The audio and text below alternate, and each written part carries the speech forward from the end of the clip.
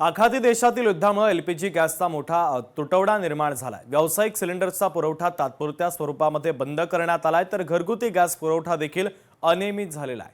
देशभरात गॅस पुरवठ्याचं मोठं संकट निर्माण झालंय आणि या टंचाईच्या परिस्थितीवर ठाकरेंच्या सेनेचे खासदार संजय राऊतांनी केंद्र सरकार आणि पंतप्रधान नरेंद्र मोदी यांच्यावर जोरदार टीका केलेली आहे। सविस्तर पाहूयात। काही घाबरून जायची गरज नाहीये, फक्त जय श्रीराम म्हणायचं, घरी सिलेंडर येते।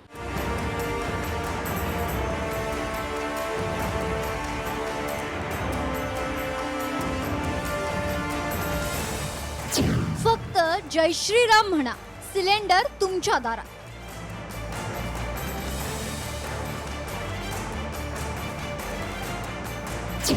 नमो नमो मंत्र म्हणा, तुम्हाला पेट्रोल डिझेल घरपोच मिळणार।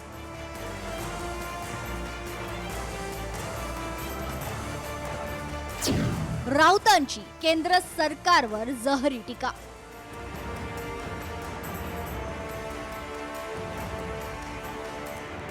गॅस पुरवठा खंडित झाल्यामुळे अनेक एजन्सीज बाहेर लांबच लांब रांगा लागल्यात। बुकिंग करूनही गॅस मिळत नसल्याची सर्वत्र ओरड सुरू आहे। या सर्व परिस्थितीबाबत खासदार संजय राऊत यांनी सरकारवर टीकेचा आसूड ओढलाय। त्यांनी सरकारच्या धोरणाचा समाचार घेतलाय। फक्त जय श्रीराम सिलेंडर म्हणा, सिलेंडर घरपोच मिळणार। नमो नमो हा मंत्र जपल्यास पेट्रोल आणि डिझेलही दारात येणार असा चिमटा संजय राऊतांनी काढलाय। आपल्या देशात अंधभक्ती पराकोटीला गेल्याचा आरोप राऊतांनी केलाय। काही घाबरून जायची गरज नाहीये, फक्त जय श्रीराम म्हणायचं, घरी सिलेंडर येते।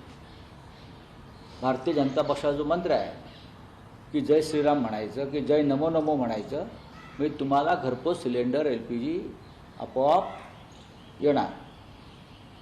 घरपोच सिलेंडर फक्त तुम्ही जय श्रीराम म्हणायचं, नमो नमो नमो नमो हा एक मंत्र आहे। हे मंत्र, या मंत्रानंतर तुम्हाला घरपोच सिलेंडर वगैरे सगळं मिळेल। पेट्रोल डिझेल तुम्हाला घरपोच येईल, बरं का, तुमच्या दारामध्ये पाईप घेऊन येतील। नमो नमो म्हणा आणि जय श्रीराम म्हणा, सर्व काही मिळेल। या देशातील सध्याच्या प्रमुख प्रश्नांची चिंता कुणालाच वाटत नाहीये। देशात चिंताजनक परिस्थिती असताना देशाचे पंतप्रधान केरळमध्ये निवडणुकीचा प्रचार करतायत, तामिळनाडूमध्ये विधानसभा निवडणुकीचा प्रचार करतायत। देशातील जनतेसमोर गंभीर प्रश्न निर्माण झाले असताना त्यावर पंतप्रधानांकडून अद्याप कोणतीही कार्यवाही नाही।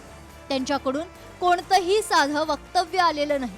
ते केवळ निवडणुका जिंकण्यासाठी आणि त्यासाठी सरकारी तिजोरीचा अमाप खर्च करतायत। संवेदनशील शून्य पंतप्रधान या देशाला लाभले, हे देशाचं दुर्दैव आहे, अशी टीका राऊतांनी केली आहे। एकेकाळी जागतिक राजकारणात या देशाला फार महत्त्व होतं, पण आज परिस्थिती बदलली आहे, असं सांगत या सगळ्या परिस्थितीला पंतप्रधान मोदी जबाबदार असल्याची टीका राऊतांनी केली आहे। देशाचे प्रधानमंत्री कुठे आहेत सध्या? तर केरळमध्ये निवडणुकांचा प्रचार करतायत। देशाचे प्रधानमंत्री कुठे आहेत? तर तामिळनाडूमध्ये विधानसभेचा प्रचार करतायत। या देशामधल्या जनतेवरती जो गंभीर प्रसंग ओढवलेला आहे, पेट्रोल डिझेल तेल संकट, एलपीजी गॅसचं संकट, त्याच्यावरती प्रधानमंत्र्यांकडून अद्याप कोणतीही कारवाई, कोणतेही साधं वक्तव्य आलेलं नाही। या देशाला मुळात या क्षणी परराष्ट्र धोरण नाही। नरेंद्र मोदी यांना जगामध्ये कोणताही मान आणि प्रतिष्ठा राहिलेली नाही नेते म्हणून।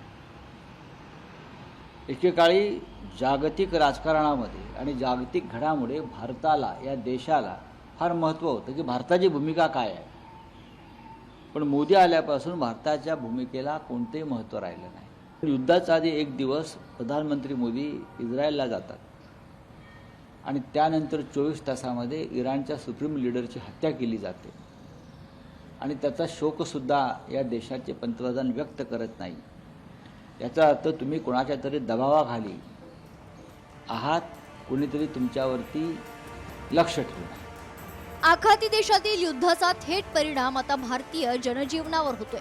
त्यावर पंतप्रधानांनी देशातील जनतेला विश्वासात घेऊन त्यावरील धोरणांची आणि सद्यस्थितीची माहिती द्यावी, अशी विरोधी पक्षांची मागणी आहे। या परिस्थितीचं राजकारण करू नका असं सत्ताधाऱ्यांकडून सांगण्यात येत असलं तरी मन की बात करणाऱ्या पंतप्रधानांनी संकटात सापडलेल्या जनतेला विश्वासात घेऊन परिस्थिती सुधारण्यासाठी केलेल्या उपाययोजनांची माहिती देण्याची गरज आहे.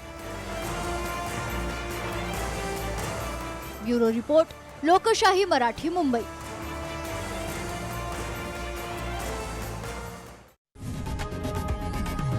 लोकशाही मराठी ऐका, पहा, जागरूक रहा.